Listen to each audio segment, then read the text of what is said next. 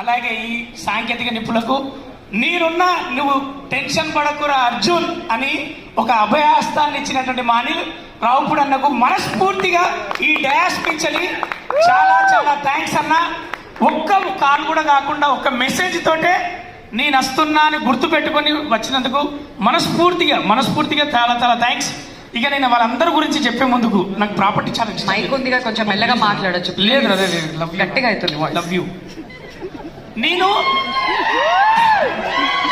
నేను ఎక్కడి నుంచి చెప్పినా తక్కువ అవుతుంది, ఎక్కడి నుంచి ఆపినా అక్కడ ఆగిపోతుంది.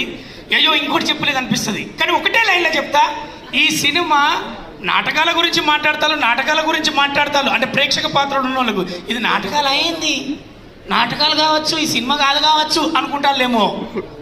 ఒక్కొక్క కథకు ఒక బ్యాక్గ్రౌండ్ తీసుకుంటారు కదా. మీ నాన్న ఏది ఆఫీసర్గా పనిచేస్తాడు, మీ అమ్మ డాక్టర్గా పనిచేస్తుంది అనడానికి